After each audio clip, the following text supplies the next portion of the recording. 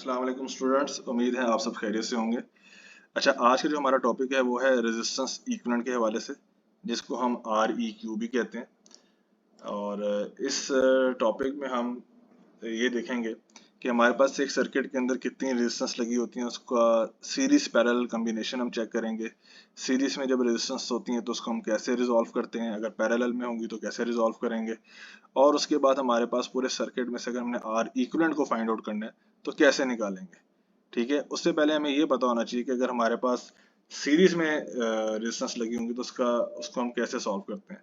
Like हमारे पास एक हम सीरीज में लेते हैं, लाइक हमने एक डायग्राम बनाई है जिसमें हमारे पास दो रेजिस्टेंस लगी हुई है सीरीज में।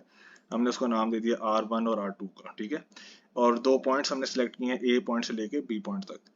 इसको अगर हम देख रहे हैं, ये पता चल रहा है कि हमारे पास जो रेजिस्टेंस है वो सीरीज में, ठीक है ना, बिल्कुल एक ही लेवल पे है, इकट्ठी लगी हुई है, इसको हम कहते हैं सीरीज रेजिस्टेंस। ठीक है, तो इसका अगर हमने आर इक्विवेलेंट निकालना तो डेफिनेटली R1 प्लस R2 इसका आंसर होगा। ठीक है, अगर हमारे पास रेजिस्टेंस पैरेलल लगी हो, लाइक अभी ये आप देख सकते हैं पैरेलल रेजिस्टेंस अभी हम लगाते हैं। ये हमने एक सर्किट ड्रॉ की है।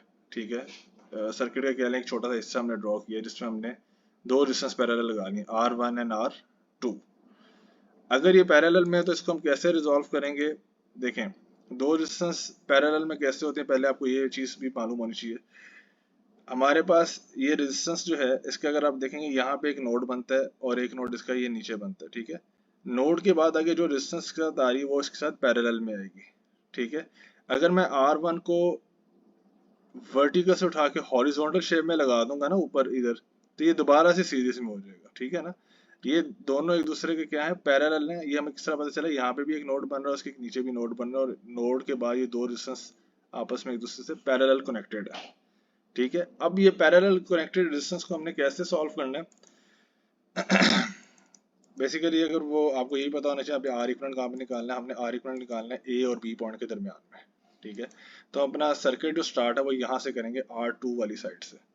ठीक है, सॉल्व करना बेसिकली। खैर, तो ये R1 और R2 ये तो सिर्फ दो रेजिस्टेंस से, आगे जब एग्जांपल मैं आपको कराऊंगा तो आपको बताऊंगा कि हमने आर इक्विवेलेंट अगर सीरीज और पैरेलल दोनों आ जाए इकट्ठे एक सर्किट के अंदर तो कैसे सॉल्व करते हैं। अभी हम सिर्फ पैरेलल की बात कर रहे हैं। पैरेलल में हमने क्या किया इसको, अच्छा, ये R इक्वल टू R1, ये दो साइन जो आपको नजर आ रहे हैं ना, ये लाइंस, ये पैरेलल को साबित करते हैं कि ये पैरेलल है आपस में। ठीक है, आपने पढ़ा होगा अपने कहते हैं प्रीवियस क्लासेस में कि अगर परपेंडिकुलर हो, मतलब 90 का डिग्री हो तो उसका साइन डिफरेंट होता है, और जब कोई दो लाइंस आपस में पैरेलल लगाई जाती है तो उसको हम इस तरह से डोनेट करते हैं जिस तरह से यहाँ पे हमने किया हुआ है। ठीक है, ये आप देख सकते हैं। तो R1 पैरेलल टू R2 है। ठीक है, उसके बाद R1, अच्छा, ये हमारे पास अगर दो रेजिस्टेंस पैरेलल में आए तो उसका जो फॉर्मूला आप लोगों ने पहले ही पढ़ा होगा, 1/R equal equal to 1/R1 plus 1/R2। इसको हम मजीद सिंप्लीफाई करेंगे, क्योंकि अगर इस तरह से आप सॉल्व करेंगे ना, R इक्वल निकालना शुरू करेंगे, लाइक R1 हमारे पास 5 और R2 हमारे पास से 4 है, तो हमारे लिए गलती के चांसेस होना काफ़ी ज़्यादा होंगे। ठीक है, कि यहाँ पे आप 1/5 प्लस 1/4 करें, फिर उसको एलसीएम लें, देन उसको ऐड करें, फिर उसके बाद जो आंसर है उसका आपने दोबारा रेसिप्रोकल लेना, और ये बच्चे अक्सर भूल जाते हैं। तो हम क्या करेंगे, इसको आसान करने के लिए एक हम इसको सिंप्लीफाई करेंगे। ठीक है, अगर R1 और R2 का आप एलसीएम लेते हैं तो नीचे आएगा R1 R2, ऊपर आ जाएगा R1 प्लस R2, और उसके बाद इसको आप सिंप्लीफाई करेंगे तो R1 R2 ऊपर, यानी मतलब इसका रेसिप्रोकल लेंगे तो R इक्वल इधर से ऊपर आ जाएगा और इधर से R1 प्लस R2 नीचे आ जाएगा, और हमारे पास आंसर क्या आ जाएगा, R1 R2 over R1 plus R2। ठीक है, ये मैं यहाँ पे लिख रहा हूँ कि आफ्टर सिंप्लीफाई। अगर आपको इसमें कोई कंफ्यूजन है तो आप इसको चेक कर सकते हैं कि आपका आंसर यही आएगा। ठीक है, R इक्वल बराबर है R1 R2 over R1 plus R2। इसके साथ मैं एक एग्जांपल आपको कराता हूँ। आप एग्जांपल को जब देखेंगे ना तो आपको ये चीज़ें क्लियर हो जाएंगी कि हम अगर हमारे पास एक सर्किट में दो या दो से ज़्यादा तीन रेजिस्टेंस हो जाएं, सीरीज पैरेलल का कॉम्बिनेशन होगा तो उसको हमें कैसे सॉल्व करना है। बट ये एक आसान सी एग्जांपल है, उससे आपको एटलीस्ट कॉन्सेप्ट क्लियर हो जाएगा। फिर कुछ बड़ी एग्जांपल्स भी हैं, वो मैं आपको अगले टॉपिक में इंशाल्लाह कवर कराऊंगा। तो स्टूडेंट्स, हमारे पास यहाँ पे एक आर इक्विवेलेंट की एग्जांपल है। ठीक है, ये मैं एक सर्किट ड्रॉ कर रहा हूँ। हमारे पास एक रेजिस्टेंस लगी हुई है, एक रेजिस्टेंस इसके साथ लगी हुई है और एक आगे पैरेलल में रेजिस्टेंस है, ठीक है। ये हमारे पास R है और ये हमारे पास 10 किलो ओम की रेजिस्टेंस है। इसी तरह ये भी हमारे पास 10 किलो ओम की रेजिस्टेंस है, ठीक है। इसको आप कह सकते हैं ये A पॉइंट है और ये एक तरह से B पॉइंट है। अब वो कहता है आपने इधर R इक्विवेलेंट हमारे पास पता चलेगा ना कि R इक्विवेलेंट यहाँ पे क्या आता है, ठीक है। क्वेश्चन में वो कहता है कि आपने फाइंड करना है R इक्विवेलेंट, ठीक है, if R equals to 30 kilo Om.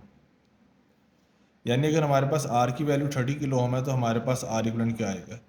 Suppose मैं यहाँ पे R की वैल्यू जिसने क्वेश्चन में क्या 30 किलो ओम पुट करता हूँ। अब आपने इस क्वेश्चन को सॉल्व करना है। हमारे पास सर्किट में नोड कहाँ पे बन रही है, एक नोड ये बन रही है और एक नोड हमारे पास यहाँ पे बन रही है, ठीक है। और आप देख सकते हैं अगर हमने R इक्विवेलेंट यहाँ पे निकालना है तो हम सर्किट को सॉल्व करने बिल्कुल उसकी ऑपोजिट साइड से हम इसको सॉल्व करेंगे, ठीक है, यानी यहाँ से R वाली साइड से। तो ये R और 10 आपस में एक दूसरे के बिल्कुल पैरेलल लगे हुए हैं। तो पैरेलल का फॉर्मूला हमारे पास क्या था, 10 पैरेलल टू क्या है, R की वैल्यू 30 है तो 10 पैरेलल टू 30। 10 पैरेलल टू 30 का फॉर्मूला भी हमने पढ़ा है 10 multiply by 30 over 10 plus 30 which is equal to 300 over 40। और इसकी वैल्यू क्या आती है, ये 0 0 से कैंसिलेट हो जाएगा और 30 डिवाइड बाई 4 क्या होता है 7.5, ठीक है। हमारे पास अब सर्किट क्या बनी, यानी 7.5 एक किलो ओम है, ठीक है। अभी तक हमारे पास जितनी भी रेजिस्टेंस यहाँ पे लगी हुई हैं वो किलो ओम में लगी हुई हैं, तो ये 7.5 किलो ओम आ गया। अब सर्किट हमारे पास क्या रह गया, एक रेजिस्टेंस हमारे पास 10 किलो ओम की लगी हुई थी ऊपर, और जो पैरेलल हमने सॉल्व किया उसकी वैल्यू हमारे पास आई है 7.5 किलो ओम, ठीक है। और ये हमारे पास 10 किलो ओम है। अब ये दोनों आपस में क्या है, सीरीज़ में है। तो हमारे पास सीरीज़ में जब हम R इक्विवेलेंट निकालते हैं तो वो ऐड हो जाता है 10 plus 7.5 which is equal to 17.5 और यहाँ पे इसका यूनिट आ जाएगा किलो और ओम रेजिस्टेंस का यूनिट है, ठीक है। तो हमारे पास R इक्विवेलेंट क्या आ गया 17 किलो ओम इस साइड पे, ठीक है। उम्मीद करता हूँ आपको ये एग्जांपल समझ आ गई होगी। और कहते हैं कोई मसला अगर आपको आए तो काइंडली आप मुझसे कमेंट सेक्शन में पूछ सकते हैं, कोई आपको चीज़ ना समझ आई हो, ठीक है। Thank you.